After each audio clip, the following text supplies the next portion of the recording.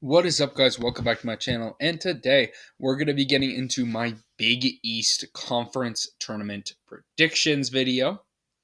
So let's get right into this here. We just came out with the SEC Conference Tournament video, ACC, and the Big 12.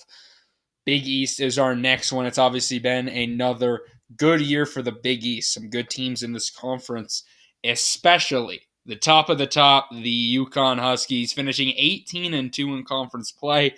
This team not only is the best team in the Big East, but arguably the best team in the uh, entire college basketball country. But yeah, UConn, man, the defending champions, they have been absolutely dominant this year, only losing 3 games in total.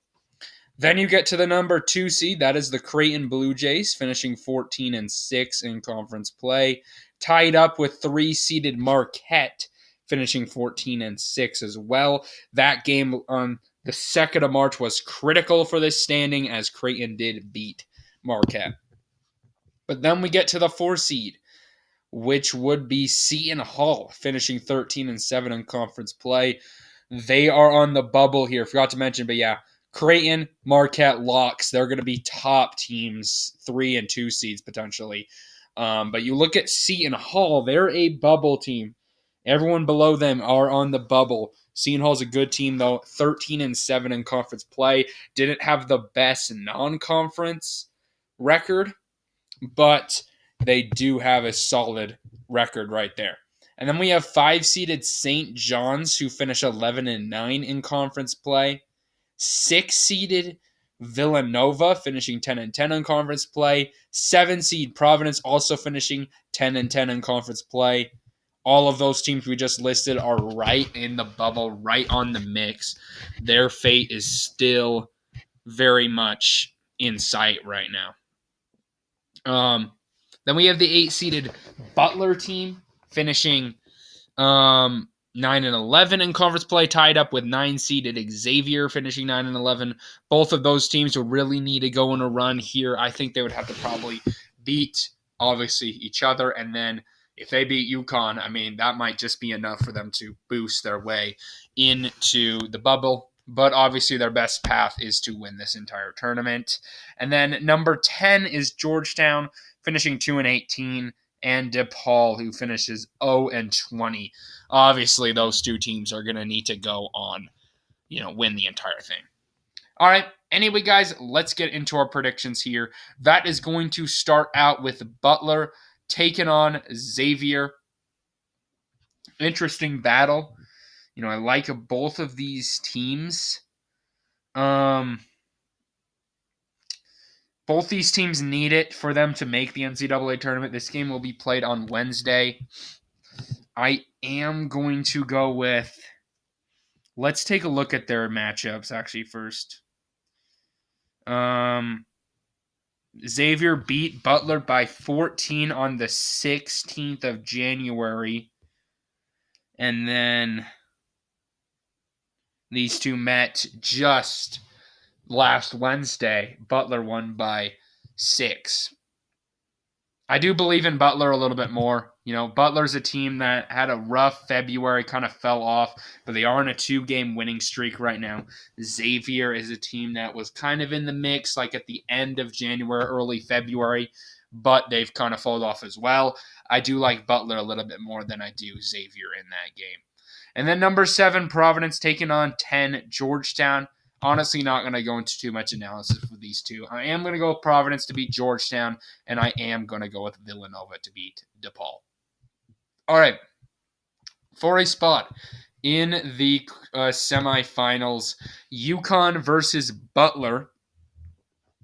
We look at the two battles here. On the 15th of January, UConn won by 7. And then on the 6th of February, UConn won by 9.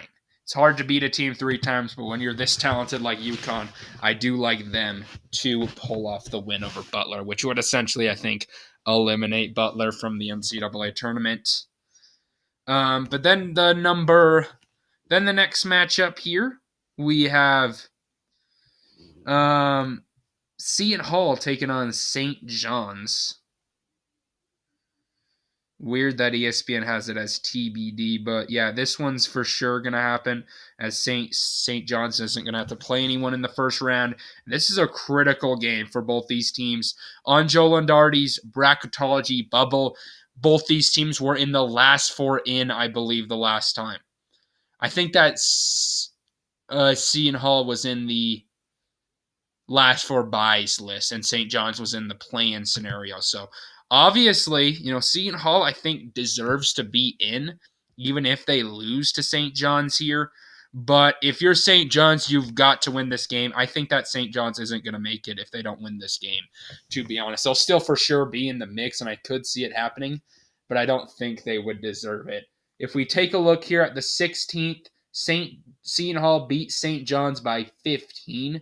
16th of January, that was being played in at Seton Hall. And then the 18th of February, Seton Hall won on the road by 6. So Seton Hall's played well against St. John's this year. That's evident. But I am going to go 5-seeded St. John's. I believe in Rick Pitino's squad. I think this St. John's team had a rough February, but they've won 5 straight games to really boost themselves back up here. They really needed those wins. I do think this is an NCAA tournament team, and I think beating Seton Hall will prove that. So give me St. John's. I do love both of these teams, though. I think these two can do some damage in the NCAA tournament, but it is a big-time game. All right, next up we have Creighton versus Providence. 2 versus a 10. Providence is probably going to need to win this one here. I don't think beating Georgetown would be enough. But if we look at the January matchup on the 6th, Creighton beat Providence by 9. Crazy how Creighton was unranked at that time and now have came all the way up here. Have had a really good conference play, and that was their only matchup with Providence, I believe. No, they played on the 7th. Providence won. I remember that crazy overtime game, and Providence got the job done. So it's an interesting battle. Creighton, very good team, obviously. It's had a really good year. Providence does need it desperately. This is a very tough matchup, though. I do like Creighton to pull this one off, so give me the Blue Jays advancing on. Okay, 3-seeded Marquette, 6-seeded Villanova to finish this off. Let me take a look here. I accidentally exit out of the standings, but yeah. So Marquette here against Villanova. They beat Villanova by 5 on the 30th. And that was their only matchup. So a big-time game. I'm going to be honest, I'm not the biggest believer in Marquette. Villanova is on a 2-game losing skid, though. But I am going to go with an upset pick here. I'm going to go Villanova. I do believe in this Villanova squad. Missed the NCAA tournament last year. Marquette, I'm just have a bad feeling about. And with a team like Villanova desperate for a win and trying to boost themselves into the NCAA tournament, I think that Villanova can get it done. So give me Villanova upsetting Marquette. Okay. UConn versus St. John's. 1 versus a 5. For a spot in the national championship game. I think with St. John's, if they lose to UConn, that doesn't hurt them really by any means. But if we look at the 3rd of February, St. John's lost by 7. That was at St. John's, and I believe that was their only matchup. Yep. Give me UConn, though.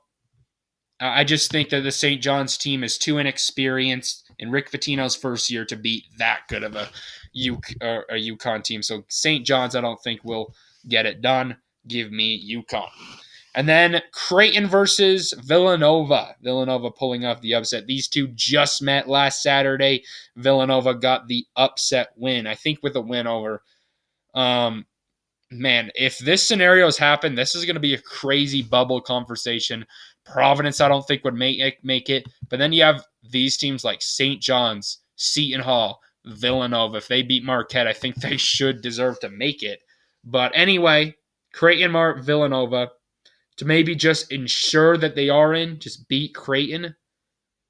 But That was the only matchup on last Saturday. I am going to go with Creighton. It was a tight battle last time, but that was at Villanova. This one's going to be a neutral site game. Creighton, man, they're a phenomenal team. Made the Elite Eight last year, so I do like Creighton. So then UConn Creighton, which honestly I think are the two best teams in this conference, battling it out for the Big East title. Back on the 17th of January, UConn beat Creighton by a lot, by 14. Yeah, 14 points. Really, that defense came alive in that game for UConn. And then Creighton did beat UConn, though, by 19 on the 20th when that game was being played at Creighton. So these two have split in the season series. They get another matchup on a neutral site. I would assume this one would be closer than the blowouts we've seen. But as much as I like Creighton, I do think this UConn team's too dominant in the Big East. They're just playing such good basketball right now. That loss to Creighton might just wake up that UConn team and say, "Hey, we got to go out here and dominate this Creighton team, get our revenge." I think that might what I don't think it'll be a dominate game, but I do think that UConn will get the best of them. So I do have another number one seed winning in my conference tournament videos. Give me UConn winning against Creighton.